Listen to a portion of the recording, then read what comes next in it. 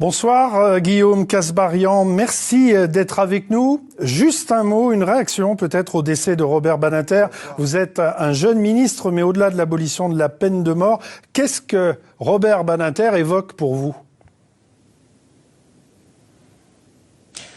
Effectivement, je rejoins cette peine que nous avons tous, nous Français, vis-à-vis de sa disparition. C'est une grande figure de la politique française qui a apporté beaucoup. Moi, j'ai en souvenir dans les images d'archives les grands discours qui ont été prononcés par Monsieur Badinter à la tribune de l'Assemblée nationale. Et c'est un exemple inspirant pour nous tous qui nous a fait acquérir des droits importants et qui a toujours défendu avec humanisme des valeurs qui nous sont chères à tous. Donc je pense que tous les Français sont aujourd'hui heurtés et dans le deuil de cette figure politique française qui aura marqué plein de générations. Alors, Monsieur le Ministre, expliquez-moi, elle a été longue cette nomination. Votre nom avait été évoqué lors du remaniement de juillet dernier. Là, il circulait à nouveau depuis une quinzaine de jours. Pourquoi autant de temps, selon vous ?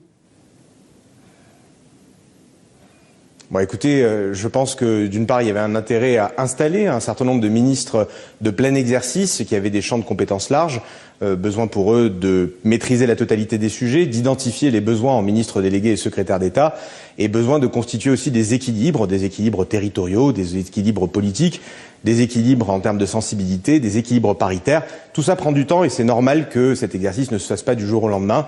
L'important, c'est qu'aujourd'hui, tout le monde est au travail, que ce soit les ministres de tutelle, les ministres délégués et les secrétaires d'État. Et on est dès aujourd'hui au travail, sur le terrain, au ministère, auprès des élus, auprès des citoyens. Et donc c'est ça qui compte et on est en ordre de bataille aujourd'hui pour avancer. Nous aurons d'ailleurs demain un séminaire gouvernemental dès le matin et donc nous sommes au travail. Alors pour le grand public, vous vous étiez fait connaître avec votre proposition de loi signée avec Aurore Bergé contre l'occupation illicite des logements, une loi surnommée loi anti-squat. Je vous propose d'écouter tout de suite une réaction, celle de Quentin Guillemin. Il est conseiller municipal d'opposition Chartres Écologie et vous réagissez bien sûr juste après. On a quelqu'un qui ne parle pas du tout du mal logement, par exemple, mais qui est complètement concentré sur l'action des promoteurs, sur comment criminaliser ceux qui ne peuvent plus payer leur loyer.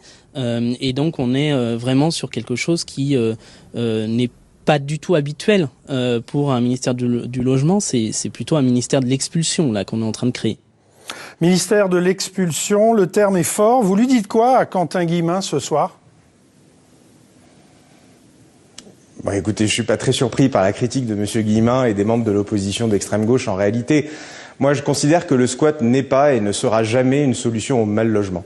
Le squat, c'est pas la solution quand on a des difficultés de logement. Et c'est pour cela que nous avons porté une loi que j'assume, que je revendique, qui visait d'une part à permettre l'expulsion des squatteurs pour protéger les logements contre l'occupation illicite, et puis d'autre part d'accélérer des délais quand il y a des impayés, parce que ça peut parfois durer des années, pour rassurer les propriétaires et les encourager à la location, parce qu'aujourd'hui, nous avons besoin d'encourager les propriétaires à mettre en location des biens sur le marché. Parce que si ils subissent des impayés, que rien n'est fait, que la procédure dure des années et des années, il faut ensuite pas s'étonner que l'offre de logement se tarisse et qu'il n'y ait plus rien à louer dans le pays. Et donc cette loi, je l'ai assumée pour lutter contre les squats, pour accélérer les impayés locatifs, et je la revendique, et elle a été acceptée à une très large majorité de l'Assemblée nationale et du Sénat. Plus des 3/5 des parlementaires l'ont votée. Elle est maintenant dans le droit commun et j'en suis très heureux.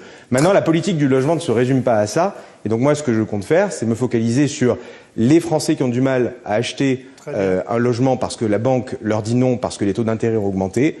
C'est me focaliser sur les Français qui aujourd'hui galèrent à trouver une offre de location parce qu'il y a trop de monde qui cherche une offre et qu'il n'y a pas assez d'offres locatives sur le marché.